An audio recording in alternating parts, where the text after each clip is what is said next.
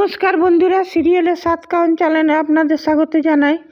চলে এসেছি ওমর দরদিয়ার 7 কাহন নিয়ে দেখা যাচ্ছে বাণী যখন হসপিটালে তানিয়াকে নিয়ে ওরা খুব ব্যস্ত, সেই সময় বিদ্যুৎ এলো, এসে নিয়ে পুজোর ফুল টুল নিয়ে এসছে। নিয়ে পরে এসে নিয়ে তো বাণী বলল তুমি কী জন্য এসছো, নিয়ে ঝামেলা শুরু করলো ওদের সাথে। তো অনিরুদ্ধ রেগে বলে দিল যে আমি তানিয়ার বাবা। নিয়ে আর মৌলি দিকে আড়াল থেকে শুনছিল। যখন বাণী বাড়িতে গেল তখন ওরা গ্র্যান্ড মামি আর ওই মৌলি মিলে বাণীকে খুব কথা শোনালো। তারপর বললো চলে যাও বাড়ি থেকে। বাণী চুপচাপ চলে যাচ্ছিল নিজের ব্যাগ নিয়ে। তো ওরা ব্যাগটাও চেক করলো যে বাণী কিছু চুরি করে নিয়ে যাচ্ছে কি না। নিয়ে বাণী যখন হসপিটালে এলো তখন বলল যে বিলটা পে করে বলল আমি মেয়েকে ছুটি করিয়ে নিয়ে যেতে চাই। কত বিল হয়েছে? তো বললো 32,000 টাকা। তো বাণী তো শুনে অবাক, বলে এত টাকা তো আমার কাছে নেই। নিয়ে তখন বলল যে বিল পে হয়ে গেছে। তখন বাণী নিজের বাবার দেওয়া সোনার চুড়ি, তারপরে ফোন, কিছু টাকা জমা ছিল সব দিয়ে আর বললো যে যে বিলটা পে করেছে তাকে আপনি দিয়ে দিবেন সে এলে। তো বললো সেটা তো রাখবার আমাদের নিয়ম নেই। তো ঠিক আছে। তারপর বাণী চলে গেল। তো বাণী সিধা স্টেশনে গেল। সেইখানে আবার টিকিট কাটতে পারেনি, পয়সাই নেই। তো ভাবলো বিনা টিকিটে কেটেই চলে যাবে। তা করতে টিটিটা এসে ধরলো। নিয়ে টিটিটা এসে নিয়ে ওকে বাণী অনেক অনুনয় বিনয় করলো যে আমাকে ছেড়ে দাও, আমি কী করব, প্রথমবার অন্যায় করছি, আমার কাছে কোনো উপায় ছিল না। কিন্তু সে তো রেলওয়ে পুলিশ শুনবে না। তখন বাণী বলল ঠিক আছে আমাকে একটা ফোন করতে দিন। নিয়ে ওর রেলওয়ে পুলিশের যে টিটি ওর ফোন নম্বর নিয়ে কাকাবাবুকে ফোন করলো। তারপর কাকাবাবুকে নিয়ে এলো। এইদিকে বাণীর এদিকে অনিরুদ্ধর বাড়িতে হুলস্থুল, এদিকে অনিরুদ্ধর বিয়ের সব কি মেনু হবে সেই সব সমালোচনা চলছে। মলিও খুব খুশি। হ্যাঁ, আর ওইদিকে মলির মা বলছে যে ওরা দুজনা চলে গেল, তোরাই তো দুজনা বাড়িতে ছিলি। মলি এই বাণী কী করে চলে গেল বাড়ি থেকে, তোরা কিছু কেন জানতে পারলি না? কিন্তু এরাই যে তাড়িয়েছে সেটা তো আরও এরা বলবে না। এদিকে অনিরুদ্ধও খুব চিন্তায় আছে যে প্রিন্সেস কেমন করে আছে। হ্যাঁ, সেই চিন্তায় আছে যে ছুটি। আর যখন অনিরুদ্ধ হসপিটালে গেল তখন ওই বাণীর দেওয়া সোনার চুড়ি, তারপরে ফোন টোন সব ওই যে রিসেপশনিস্ট মহিলাটিও দিয়ে দিল অনিরুদ্ধকে। অনিরুদ্ধ সেইগুলো নিয়ে এলো। তারপরে কিন্তু মৌলির মা বলছে যে নিশ্চয়ই তোরা দুজনা ছিলি, তাহলে বাণী গেল তোরা বুঝতে পারলি না। এদিকে মৌলি বলছে অনিরুদ্ধ দেখো আমাদের বিয়ের কথাবার্তা হচ্ছে, তুমি শুনো। ও তখন অনিরুদ্ধ হাতটা ছাড়িয়ে বললো আমার এসব শুনবার এখন কোনো ইচ্ছে নেই, আমি এখন অন্য কাজে যাচ্ছি। তারপরে অনিরুদ্ধ মানে হ্যাঁ, তারপর অনিরুদ্ধর কাছে চিঠি এলো যে ওর যে হাজব্যান্ড আছে বিদ্যুৎ বাণীর, সে তানিয়ার কাস্টাডি চায়, সেই থেকে কোর্টে কেস করেছে। এদিকে কী হয়েছে, এদিকে বাণীকে তো নিয়ে এসছে একটা অন্য ভাড়া ঘরে রেখেছে কাকাবাবুটা। নিয়ে বললো কাকাবাবু আমি তো এখন আপনার হোটেলে যেতে পারবো না, না হলে তো সবাই জেনে যাবে আমি এখানে আছি, কাউকে বলবেন না। নিয়ে তখন বললো ঠিক মা, তাহলে না গেলে তো হোটেল চলবে কী করে? বলছে আমি ঘর থেকে খাবার বানিয়ে পাঠিয়ে দেবো, আর আমাকে কতগুলো হোম ডেলিভারির কাজও আপনি দিয়েছেন, সেই থেকে আমাদের চলে যাবে। নিয়ে একটা ভাড়া ঘরে ওরা থাকে দুজনা, আর বাণী হোম ডেলিভারি করে, মানে খাবার বানিয়ে আশেপাশে বাড়িতে সব দিয়ে আসে। এইদিকে বাণীর মেয়েটা একদিন একা, এদিকে অনিরুদ্ধ খুব চিন্তায় আছে যে কি করে ওদেরকে খোঁজা যায়। ওর তো বাচ্চাটার জন্য মন কেমন করছে না। নিয়ে তারপরে বাণী একদিন বললাম নিজের মেয়েকে বললো যে তুই বসে ঘরে বাড়িতে থাক মাম্মাম, আমি আসছি হোম ডেলিভারি দিতে। আর মেয়েটা বলছে আমি বন্ধুর কাছে যাব, বন্ধুর জন্য আমার খুব মন কেমন করছে। তখন বাণী ওকে কেক বানিয়ে দিল, বলে এটা খা। তারপর বললো আমি আসছি, তুই বাড়ি থেকে রুম থেকে কোথাও বেরোবি না। নিয়ে তখন বসে আছে তানিয়া বাড়িতে, মানে ওই অনিরুদ্ধরই ছবি আঁকছে।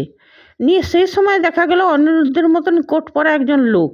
তো বানিয়া ভেবেছে অনিরুদ্ধ বন্ধু বন্ধু করে পেছনে পেছনে এসছে, আর লোকটা যাচ্ছে তো যাচ্ছে, আর তানিয়াও পেছনে পেছনে ছুটছে বন্ধু বন্ধু করে।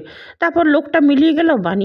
তানিয়া ভাবছি বাবা এইখানে আমি কোথায় চলে এলাম, আমি তো এবার বাড়ি চিনি যেতে পারবো না, হ্যাঁ অচেনা রাস্তা। নিয়ে তখন খুব খুব কাঁদতে লাগলো, আর এদিকে অনিরুদ্ধ পাগলের মতন খুঁজছে তানিয়াকে। তারপরে দেখা গেল ওইখানে বিদ্যুৎ চায়ের দোকানে চা খেতে এসেছিলো, চায়ের দোকানির সঙ্গে ঝামেলা করে যেতে যেতে তানিয়াকে দেখতে পেলো, বলছে আরে বাস এ তো তানিয়া এখন বিদ্যুৎকে দেখে রাক্ষস বলে দৌড়তে, বন্ধু বন্ধু আমাকে বাঁচাও, রাক্ষসটা আমাকে ধরে ফেললো, বন্ধু বাঁচাও। অনিরুদ্ধ গাড়িতে করে আসছিল, কতগুলো বাচ্চা মেয়ে, ও বন্ধু বন্ধু আওয়াজটা ওর মনে হচ্ছে যেমন কানে ওকে ডাকছে কেউ, তো ও দেখছে অনেক বাচ্চা মেয়ে। তারপরে এক জায়গায় অনিরুদ্ধ একটা লোকের সাথে ঠোকাঠুকি হয়ে গেছে গাড়িতে, ওই লোকটা ঝামেলা করছিল, আর সেই সময় তানিয়াকে বন্ধু করে ডেকে উঠছে। তানিয়া দেখেছে, তারপরে তানিয়াকে বুকে জড়িয়েছে, বলছে বন্ধু ওই রাক্ষসটা আমাকে মেরে ফেলবে, বাঁচাও। নিয়ে বিদ্যুৎ ওকে দেখে আর পালালো, বললে আচ্ছা আজকে ছেড়ে দিচ্ছে, এইবার দেখাবো মজা, বলে বিদ্যুৎ চলে গেল। নিয়ে তারপরে বললো বন্ধু আমি তোমার মতন একটা লোককে দেখলাম, তা আমি সেই জন্য তুমি ভেবে পেছনে পেছনে এসছিলাম, তো এখন আমি বাড়ি চিনতে পারছি না। তো বলছে ঠিক আছে চলো আমি তোমাকে পৌঁছে দিচ্ছি। তারপরে দেখতে দেখতে বলো কোন রাস্তায়, তারপরে ওই বাড়িটা এলো। বলছে হ্যাঁ এই বাড়িটা। বলছে ঠিক চিনতে পারছো তো? বলছে হ্যাঁ হ্যাঁ চিনতে পেরেছি, বড় বাড়ির পর। তারপরে বানি যখন এসছে বাড়িতে তো দেখছে নেই, ও মাম্মাম করে ডাকছে। তারপরে বলছে কোথায় গেল, বানিও চিন্তায় পড়লো। সে সময় তানিয়া নিয়ে ঘরে ঢুকলো অনিরুদ্ধ, নিয়ে বলছে মাম্মাম দেখো আমি কাকে নিয়ে এসেছি। তখন বলছে আপনি, তখন বলল যে আপনি কাউকে কিছু না বলে চলে এসছেন কেন? নিয়ে বানি বলছে তা আপনি কেন এসছেন এইখানে? নিয়ে বলছে মা তুমি বন্ধুকে অমনি বলো না। তারপরে তখন অনিরুদ্ধ বললো কাগজটা, যে দেখুন কোর্টের কাগজ এসছে আপনার নামে। তো বিদ্যুৎ তানিয়ার কাস্টাডি চাই। তো বললো কাস্টাডি, তার মানে? তখন ও বললো আমি তো ইংলিশ পড়তে জানেন, আপনি আমাকে পড়ে বুঝান।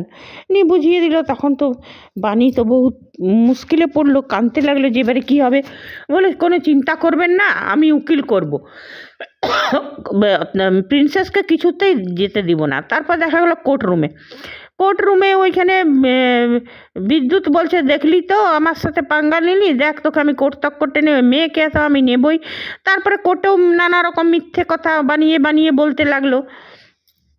আর বানিও সে সময় বলল যে এগুলো সব মিথ্যে কথা, আমার কোনো দিনই ও আমার করেনি, আমার মানে দায়িত্ব কোনো দিনও নেয়নি।